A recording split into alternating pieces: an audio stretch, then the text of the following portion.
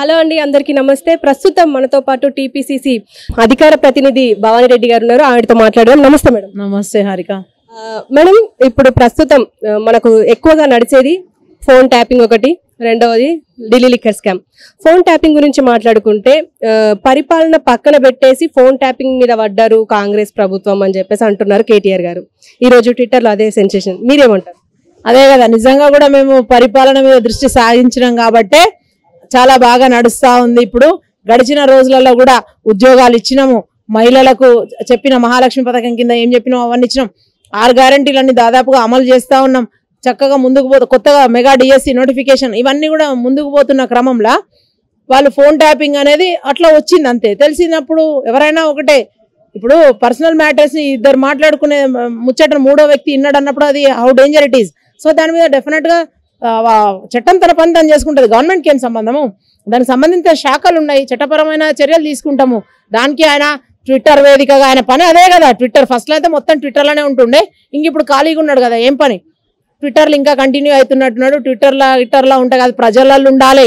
ప్రజలలో ఉంటే రేపేమన్నా 1, 2 పార్లమెంట్ గెలుస్తావు, లేకపోతే 0. అండ్ ఇప్పుడు ఎండిపోతున్న పొలాలకు అండగా, అంటే రైతులకు అండగా కేసీఆర్ ఇన్ని రోజులు ఇంట్లో ఉన్నారు, ఆరోగ్యం బాగాలేదని, కాలుకు ఇబ్బంది అయిందని. ఇప్పుడు బయటకు వచ్చారు. ఇప్పుడు దాంతో బీఆర్ఎస్ నాయకులు ఏమంటున్నారంటే పులి బయటకు వచ్చింది, ఇక అందరూ మూడ్చుకోవాల్సిందే తోక అని చెప్పేసి కొంతమంది సోషల్ మీడియాలో అంటున్నారు. దానికి మీరేమంటారు? ఆయన 10 ఏళ్ళు పరిపాలన గాలికి వదిలేసి ఇప్పుడు వచ్చి ముసలి కన్నీరు గారిస్తే తెలంగాణ ప్రజలు ఎవరు నమ్మడానికి సిద్ధంగా లేరు. రైతుల పక్షాన మొదటి నుంచి కూడా కాంగ్రెస్ పార్టీయే ఉంది. రైతులకు గతంలో రుణమాఫీ చేసింది కాంగ్రెస్ పార్టీ, మద్దతు ధర ఇచ్చింది కాంగ్రెస్ పార్టీ, అన్నింటికీ కూడా కాంగ్రెస్ పార్టీ అండగా ఉంది. ఉచిత కరెంట్ ఇచ్చింది కూడా కాంగ్రెస్ పార్టీయే. సో జనాలు నమ్మిండ్రు కాంగ్రెస్ పార్టీకి. ఒకసారి అధికారం ఇచ్చిన తర్వాత ఆయన వచ్చి ముసలి బయటకు వస్తుంది, పులి బయటకు వస్తుంది, ఏది బయటకు వస్తుంది?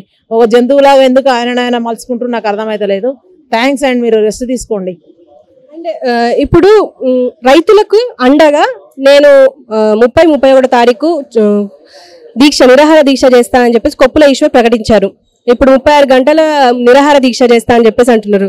అంటే ఇది ఫలిస్తుంది అంటారా ఈ ఎన్నికల సమయంలో?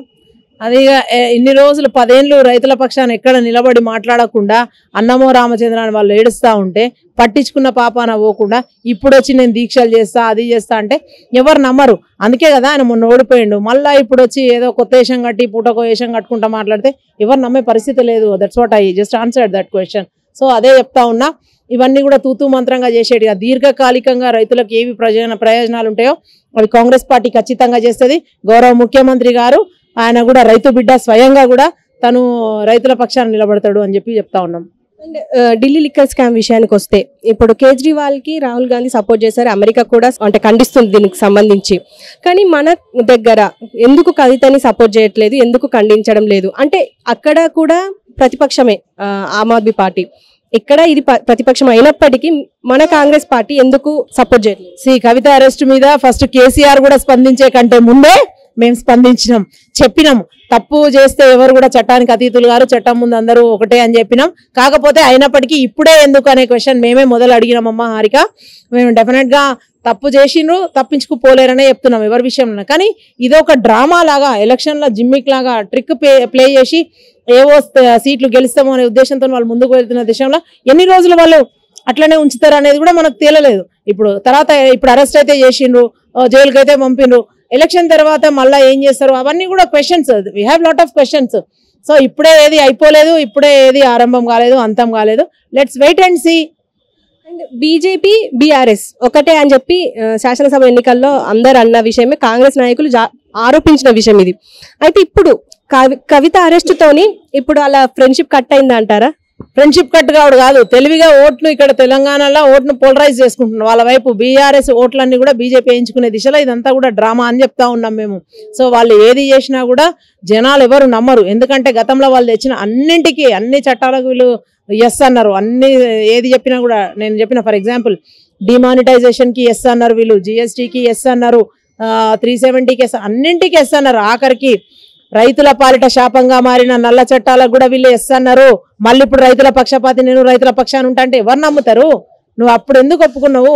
నీ సాక్షాత్ నీ ఫుడ్ కార్పొరేషన్ ఆఫ్ ఇండియా కూడా పోతుంది అన్నాక కూడా ఈయన ఎస్ అని చేతులు లేపిన అన్నట్టు ఇప్పుడు రైతుల పక్షాన పోయి ముసలి కన్నీరు గారిసే no one will accept him. So అదే చెప్తా ఉన్నాం మొదటి నుంచి కూడా, హస్తం మన నేస్తం. అందరూ కూడా కాంగ్రెస్ పార్టీ తరఫున ఉండండి.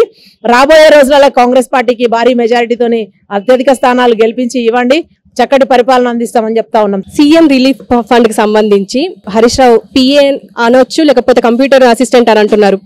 ఆయనను అరెస్ట్ చేశారు. అంటే ఇప్పుడు హరీష్ రావు ఏమైనా స్కామ్ చేసింది అంటారా ఈ సీఎం రిలీఫ్ ఫండ్ లో? హరీష్ రావు స్కాములు చాలా ఎక్కువ ఉన్నాయి. చిన్న చిన్నవి కూడా చేస్తాడని నేను అనుకోలేదు.